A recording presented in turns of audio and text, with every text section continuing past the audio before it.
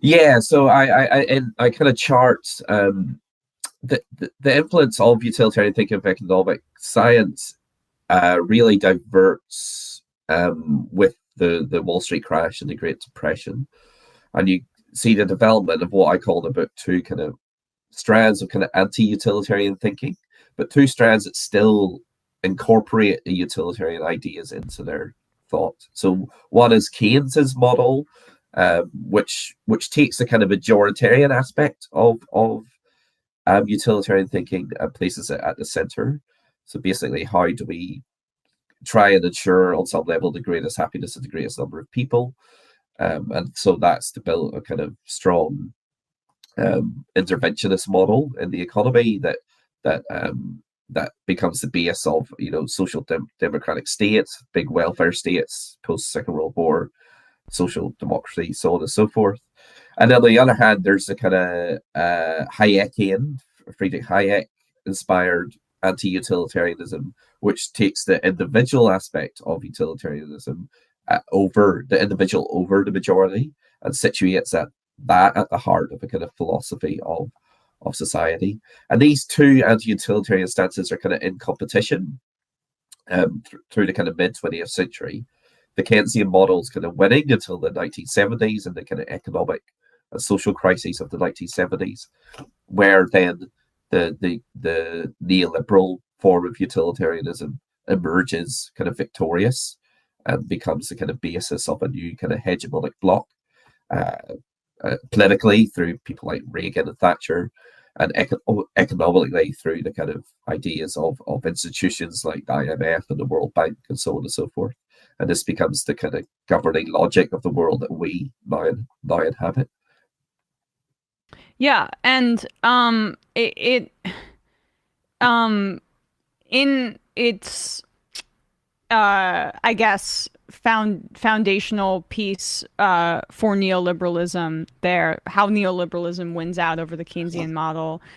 It's somewhat of like asymmetrical warfare. I mean, we'll talk about it in like the context of why can the Republicans discipline their or have more ideological consistency among their fringe members, where it's a bit of a hodgepodge and difficult for the left to use its leverage within the context of the Democratic Party. It's because, well, on that side, they're all in agreement, like industry, capital, business.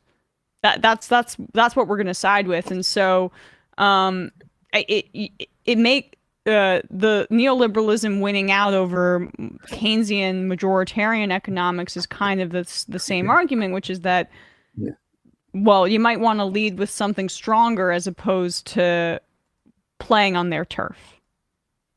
Yeah, that's a really interesting point, and I think that and I can identify that in the book, and many other scholars have, is that the kind of left that we encounter now, and I think that's a really perceptive point, is that the right are extremely kind of elite. On some level, they are unified. You're right, all around the kind of certain way that society should be function, and it's one that we deeply should challenge, and it's deeply problematic.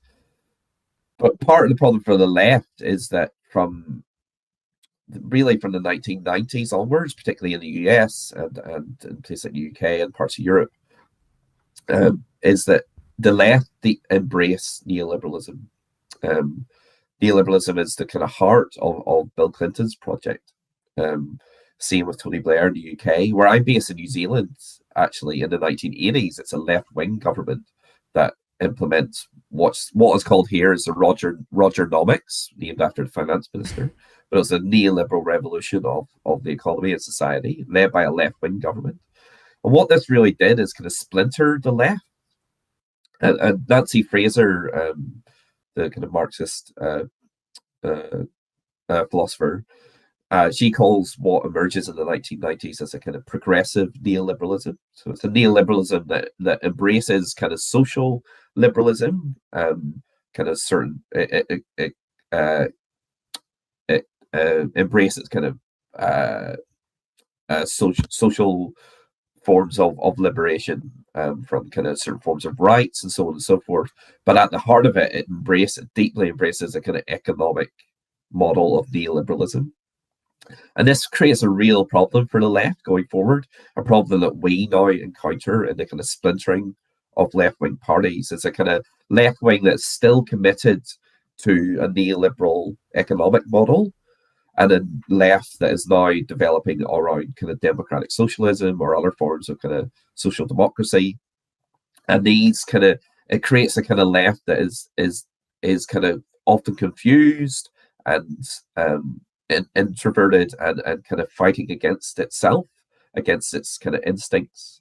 There's this kind of, particularly kind of now kind of older generation of the left that have kind of implemented neoliberalism, kind of are rubbing up against a new kind of younger left that have seen the kind of impact of neoliberalism, particularly post 2008, post the global financial crisis, and they can see that that this model that was supposedly supposed to give us the best of both worlds, supposed to give us kind of economic growth and everything that brings with us, and kind of social liberation, we start to see that it's given us neither.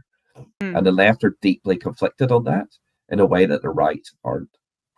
And oftentimes we'll talk about that as institutionalism, right? There is still segments of people on left of center parties that I think like borderline fetishize our institutions at the expense of making people's lives better. How does that fit into your thesis here? Yeah, that's a really interesting point, and I think one of the best analysis of this comes from Quinn Slobodian and his work, his book Globalists, which is on the kind of the rise of neoliberalism, kind of decline of empire and the rise of neoliberalism. He comes up with this idea of market encasement thesis. And basically the premise of that, in a kind of simple way, is that neoliberalism is about the protection of the market from democracy. So it's about creating a system of institutions that can encase the market, so that basically democracy becomes about making decisions that do not in any way challenge the kind of the way that the market functions today. So, for instance, where I'm based in New Zealand, so much of kind of political decisions that we can make are about things that have so little to do with the economy. For instance, we had a big referendum on whether New Zealand should change its flag, which is kind of here nor there. But we can't have a referendum on whether New Zealand should embrace kind of IMF models of neoliberal economics. But these things are completely outside the realm of democratic politics now. And that's basically the main idea of neoliberalism, is to protect the market using institutions to protect it from democratic decision making. And the left that are really kind of the parts of the left that kind of embrace these institutions, as you said, a kind of form of institutionalism, are in this sense trying to protect the market from democracy. And that's a real problem for the left. We've seen recently, of course, in the last few years, the kind of anti-democratic aspects of the right, which are kind of often violent and kind of nihilistic, and play out on our kind of TV screens. And these kind of we even just in the last week or so, we've seen Brazil with the kind of storming of their Congress and so on and so forth. We can see kind of anti-democracy in those acts, but the left kind of anti-democracy is a lot more kind of insipid and a lot more subtle. But it's exactly based in that kind of institutionalism that you identify. And I think that's a real problem for the left. As you said, we put more faith in these institutions than we do in the idea of trying to make people's lives better. And I think that is a kind of conflict that we're going to have to overcome on the left. We're going to have to flip that around and actually see these institutions as part of the problem.